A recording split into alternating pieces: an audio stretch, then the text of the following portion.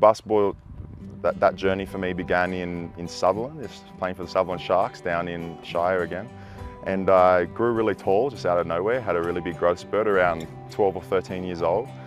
And one of my best friends played like a Monday night social league with his mates at school, and he said, "Why don't you come along?" And literally as soon as I walked in, it was like they just all grabbed me and went, "You're now coming with us." And that weekend I think I had like a rep trial or something, and I was put in the reps for the Sutherland Sharks, and the rest is history. I think I was playing for Australia a year later. It's a tricky one because I was taken into such a high level so quickly. It was very serious, very quick. They saw something in me, as in the coaches and people who were sort of scouting around, saw something in me and wanted to nurture that and develop that very quickly. So I don't know if that love formed from hanging out with friends and playing basketball with your friends and stuff. I missed out on that phase. I loved the idea of feeling safe somewhere and being good at something, and I loved that. But I think the love for the basketball and the hard work and everything like that came a bit later in my career, when I saw a little bit of the fruits of my labour coming to life, and playing for Australia, playing in the NBA, playing in college, all these experiences that I got, I finally sort of was like, wow, this is an amazing life that basketball's given me, and I absolutely love this so much. And we got there for sure, but just like anything, it just took a little bit of time to fall in love with that sort of situation. That moment for me when I realised basketball was going to take off for me was, it was probably about 2 years, I should say, after I started playing. I would have been 14 or 15 or something. And the opportunities to play for Australia started coming through, and I was sent down to the AIS, and just had a lot of really important basketball people around me at all times, sort of telling me a lot of these things. And then I think it was when I finally made my first team for an international tour. And that's when I realised, wow, I'm a teenager, all my friends are at school, and I'm about to travel the world to play basketball for Australia for nothing with 10 other 15-year-olds, 14-year-olds. I don't think this is normal, and I think this is going to be a pretty insane start of a life. So I remember particularly Dubai World Championships, we won a silver medal.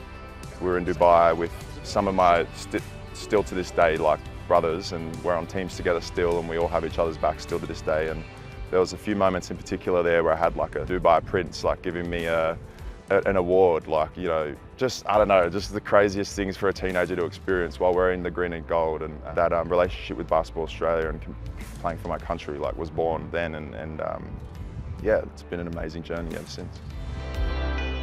Some role models for me in Basketball Australia, straight away Luke Longley comes to mind. He's been an awesome mentor for me in my life and career, and he would probably admit not too invasive, and he tries to be very sort of when you're there when you need him. But when he has been there, it's been invaluable advice. And yeah, I remember him coming to the AIS when I was a teenager, and that's where our relationship started. And when I was living at the AIS and training there, and he was the Boomers assistant coach at the time, and Luke Longley, and as a kid, that's just amazing. And he was tall as well, and just so many similarities. So yeah, he's been a real constant mentor for me over the years, and he's been someone who's praised my basketball and been very complimentary of that side of my life, but he's been very adamant that I continue my off-the-court journey as well, and be a well-rounded human being as well as just an athlete. So he sort of has had a part in that side of my life as well, whether he knows it or not.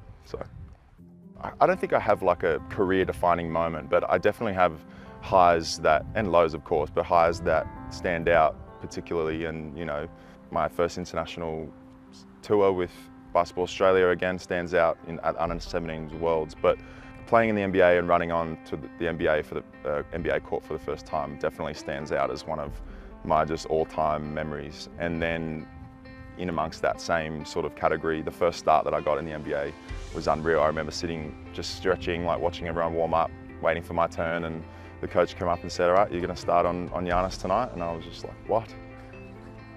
Looking around me? Seriously?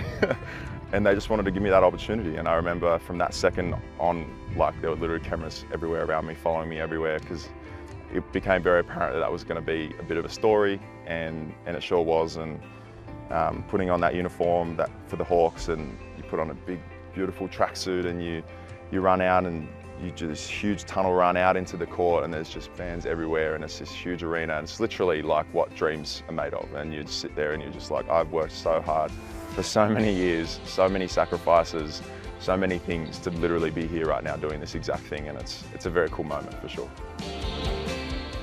The biggest lesson I've learned in where I play, whether that be in Europe or the USA or Australia, is play somewhere you can live and exist, somewhere you love to live as well.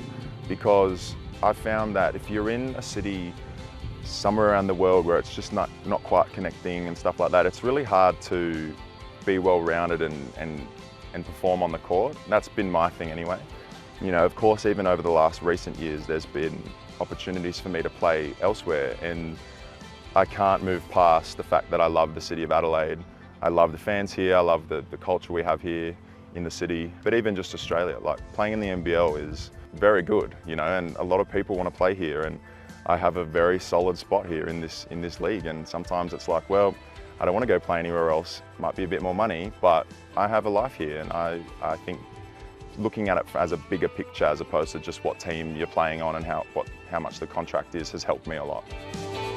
In my downtime, I like to explore Adelaide with my dog. She loves the beach, so we'll get in the car and we'll get in the Everest and come down here to the beach, and she'll run up and down. One of our favourite things to do this year as a team was go down the coast to the beach, and we'd drive our cars down on the beach and we'd have all the cars set up and do a big barbecue. And yeah, that was something that I felt very good about having an Everest for, because I can definitely drive on the beach and there's, you know, modes for everything like that. And yeah, no, my car was the one everyone wanted to get in. It was the biggest and the most comfortable and the safest to be on the beach. So yeah, we did that a few times, and that was a great team building thing for us, and lots of things that I do in that Everest.